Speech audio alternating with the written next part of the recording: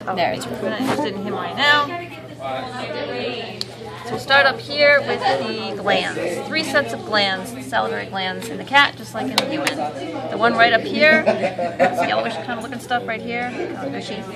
That's the parotid gland. Okay. And move his whisker. There should be, but there isn't. There should be a duct that runs right across the face of the masseter muscle. You can see this little white tube running across the masseter. That would be the parotid duct. And that's going to carry the saliva to the back of the mouth. Underneath the jaw, it's not prosected too well. Let's look at this side. Oh, here we go. There it is. Okay. The parotid gland is up here. This is the parotid duct running right across the face of the masseter muscle, right? Into the mouth. This is the submandibular, right? It's under the mandible, submandibular. And then deep to that one,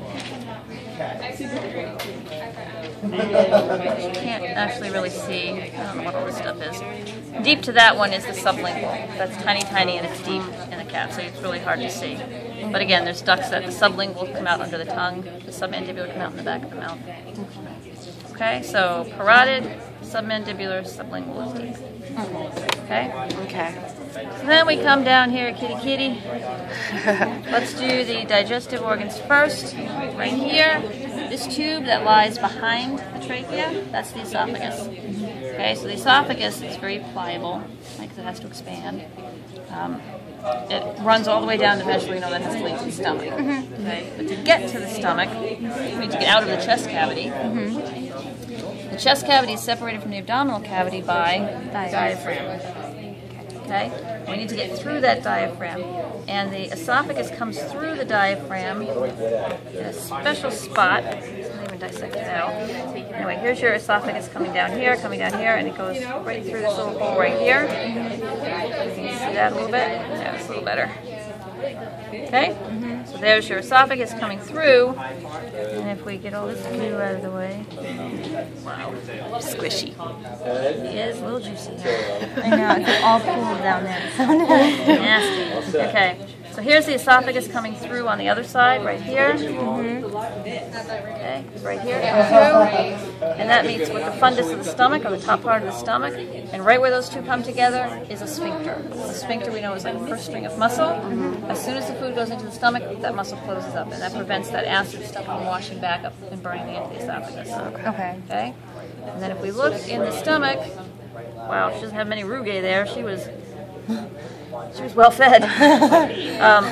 Usually when you open this up, and again she was pregnant, so she was probably eating a lot, you'd see a whole bunch of ridges and folds in there, and that allows for the stomach to expand. Okay, those are called the rugae. So this is the body of the stomach here. It's kind of a J-shaped thing. It comes around here. This part of the stomach is called the pyloric region. Okay? And there's a sphincter there too, right? The pyloric sphincter at the bottom. Yep. In the stomach, there are 2 types of glandular cells. Ones that produce mucus, and ones that produce hydrochloric acid. The mucus forms a nice thick layer of mucus that covers the inside of the stomach so it doesn't get burned by the acid. So when that stuff comes out of the stomach, it's really acidy. And the small intestines, which is right here, this is the duodenum, that first U-shaped piece of the small intestines is duodenum. So as soon as that acid chime hits that duodenum, it has to be neutralized, because there's no mucus in the small intestines. If it's not neutralized, there are burn holes in your small intestines, and I can't imagine that that's a good thing. So that is accomplished thanks to the pancreas. So it's really hard to see on her because she's so fatty because she's pregnant. Okay, this thing here that looks like beef jerky, teriyaki rather, that's the spleen. Okay. So if we pull the spleen over, you can see this piece of tissue right here. Yeah. It's not really well defined, but it goes from the spleen all the way over here, all the way over here, all the way over to the duodenum. That's pancreas. Okay. The exocrine function of the pancreas is to produce digestive enzymes. Okay? And it produces those and delivers those to the duodenum in a very alkaline solution. So as soon as that food, that pyloric sphincter, right, regulates flow into the duodenum, as soon as that allows one little drop of chyme to come in, boom, it's hit with that alkaline solution from the pancreas and it's neutralized. Okay. It's immediately neutralized. And the duct from the pancreas, which you're not going to be able to see, comes in right at the beginning of on the backside here, right at the beginning of the duodenum. Okay. Also coming in right at the beginning of the duodenum, we're going to pull our liver back here somewhere. Okay, this is liver. This is all liver. And that little green sac right there, that's the gallbladder. The liver produces the bile. It's stored in the gallbladder. Bile is a collection of salts and acts as a fat emulsifier. It breaks up the fat into little droplets. So the bile is delivered via the cystic duct right here, the tube coming out of the gallbladder. Okay. Also, you have tubes coming in from the liver itself. Those are the hepatic ducts. Those unite to form one big tube, which, see the green line going up there? Yeah. Right in there? That's the common bile duct. Okay, so that delivers both secretions directly from the liver and the bile. To the stomach? To the duodenum. Oh, Right to the beginning of the duodenum. So cystic and hepatic form common bile ducts. Common bile. Okay? And sometimes if those salts crystallize out, it forms little gray pebbles, and those are gallstones, and those can block those ducts. Oh, yeah. That's really, really painful. Yeah. And you have to have that removed. Okay? And you can still, you still get bile directly from the liver, but you have to restrict your diet and keep it low in fats because you won't be able to handle the fat load anymore, and you get a lot of distress from that. Okay, so this first curve here, this first U of the right there, this first U-shaped piece of the small intestines, first couple inches is the duodenum. Chemical digestion starts and ends in the duodenum. Okay, it's complete by the time we get to the end of the duodenum. I misspoke. It doesn't start in the duodenum. It actually starts in the mouth. But it's completed by the time we get done. Chemical digestion? Chemical digestion actually starts in the mouth because there's amylase in the, in the saliva, and that digests carbohydrates. But it's complete by the time we get to the end of the duodenum. All of this really curly stuff, this is all jejunum. Okay, this is all jejunum, and this is all for absorption. Okay, and again, if we took that small intestine and cut it this way and look down into the tube, you'd see all these finger-like projections sticking on the inside of the tube. Those are all the villi. And if we look microscopically at one of those villi, it's covered with little microvilli. That's all to maximize surface area, to maximize absorption. Okay, so we go all through the jejunum. Finally, this last little piece of small intestines on the other end, that's the ileum. Okay. And that is what intersects with the large intestines, which is this. Okay. There's less of it, but it's larger in diameter. Okay. And right where that intersects, there's another valve, a hard valve right here. That's the ileocecal valve. It regulates flow from the ileum into the large intestines. Okay. And then right here, where they meet, you have this little blind bubble right here, this little sac. That's called the cecum in the cat. That would be where our appendix would be. So all that right there? This right here. Yep, this is cecum right here. Okay.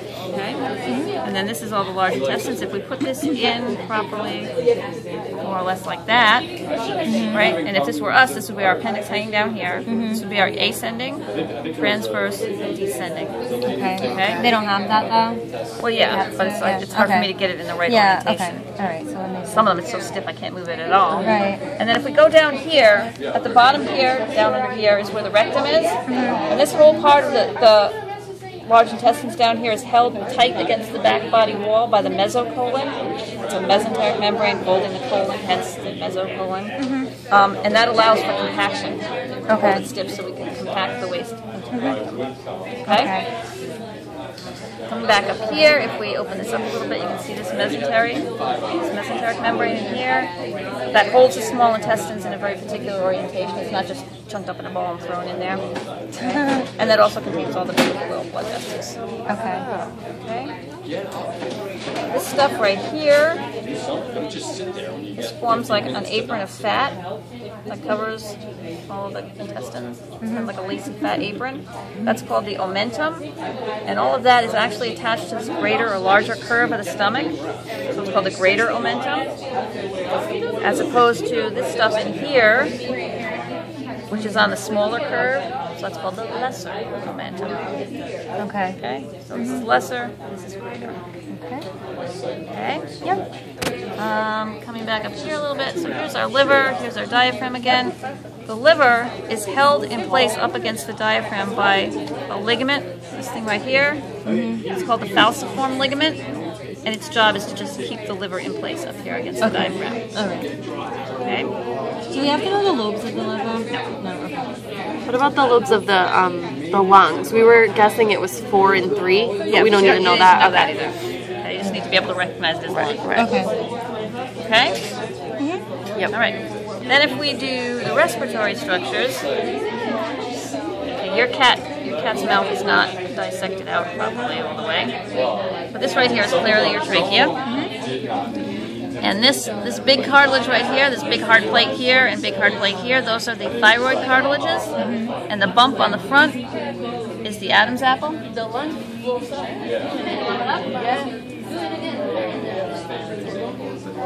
you want to go through it really quick before we go? Sure. You don't mind? I just feel like I want to. Okay, so if we open up this thyroid cartilage a little bit in here, you can see there's 2 little pieces of cartilage here and here. Those are the erythmoid cartilages. You were right. And those are attached to the vocal folds. Okay. Same in us. They're attached to our vocal folds. And you can't really see the epiglottis from this view. The epiglottis is way up here. The epiglottis is that leaf-like flap of tissue that when you swallow, it folds down over the trachea and folds the food back down the esophagus. Okay. Okay? So this trachea comes down. All of these rings here are actually C-shaped clamps. They're open in the back. They don't go all the way around. The only one that goes all the way around is the very first one, and it's been cut. It's the very first one right after the thyroid cartilage. That's called the cricoid cartilage. It's the only complete ring. All the ones down are just C-shaped rings. Okay? So this comes all the way down. When it reaches the level of the lung, and it's really hard to see in the cat, but when it reaches the level of the lung, it splits. So you have a primary bronchus going to the right, primary bronchus going to the left. As soon as that gets into the lung tissue, it will split again. So that second V, that second split of the secondary bronchi. And if you kept going, they would keep splitting and splitting and splitting, and eventually they dead end in the microscopic alveoli, which are the little air sacs. Okay? Yep. That's the site of external respiration, right? Stop this video and make a new one for that. What do you mean make a new one? And again, you can feel that it's all open here. There's no. It's just continuing the same video though. But if we look back here, where they separate out some of this tissue, you can see that this is the trachea coming down. You have this initial split right here. This is a primary bronchi here and here. Okay, right where it first splits off. Okay, then we can tease the tissue away a little bit, and you can see a secondary split here. You can see a secondary split here. So these would be the secondary bronchi in here. Really okay. Okay. Okay. Yeah. Excuse me, Kitty.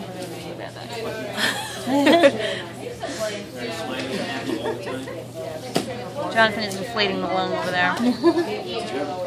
You can feel free to do that. Put a straw. That's a primary bronchus right there. Okay. Put a straw in there. It's kind of pliable. It'll probably inflate if you want to. Feel free. I'm not doing it, but you can feel free if you want to do that. Also, in order to breathe, your diaphragm has to contract and relax. Contract and relax. So that means it has to have it has to have nerves that go to it, right? Okay, yes. The nerves move all your muscles. And it does. It has 2, well, you can see one on this side. This nerve right here, see this white line right there? Comes all the way up. You can follow it all the way up here past the heart, going all the way up, and I lose it right about here. Okay. Going up there, goes up here, okay, all the way down. That's the phrenic nerve, and there's one on each side of the heart that goes down and innervates the diaphragm. If you mess up the phrenic nerves, then you can't move your diaphragm. Okay. A friend of mine had surgery. The surgeon nicked one of the phrenic nerves, and she has a partially paralyzed diaphragm. Oh my God. So it's really hard for her to take a real deep breath. She just can't pull her whole diaphragm down. That's awful. Also, on some of the cats, not many, there would be some tissue here. That would be the thymus. As the cat ages, just like we age, the thymus goes away. So if these are older cats, it would be there anyway. Okay. And glandular tissue is kind of fragile, so the more people muck around in here, then it just kind of goes away. Do we have thyroid glands? You do not. No. Okay. Your thyroid glands would be located right below that thyroid cartilage. So there should be one here, and there should be one here. And those little flaps are just whatever. They're just. That might be. Oh, that's not it. No, it's gone. They're gone. Okay. They're gone. But they sit like little saddlebags right there. And what was the ligament called? The thing between there and there? That's the falciform ligament. Okay, falciform. And that just holds that liver up against the diaphragm. Okay. Okay? Yeah. So if we look at the model, here's the model. So again, this is the front. This is the hyoid bone. Okay? These are the thyroid cartilages, these big plates. Yeah. The bump on the front is the Adam's apple. Okay?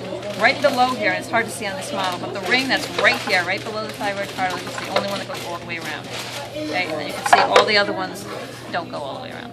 Okay, this is where the esophagus would be lying, right back through here. Okay. Okay? So that would be the cricoid cartilage right up under here. Okay. Okay? These are the erythenoid cartilages, and they are attached to those vocal folds. So when they move, you move them. Right? Okay. And this little flap, that's the epiglottis. The glottis is simply the hole, the space. Okay. The space in there. Alright. So that would come down and would cover that opening to the trachea, and the food would be forced to go right down. Okay. Right on the esophagus. Alright. Okay? Not too bad. Yeah. That makes more sense looking at it that way. Yeah. Nice. Okay? Okay. All right. Thank you.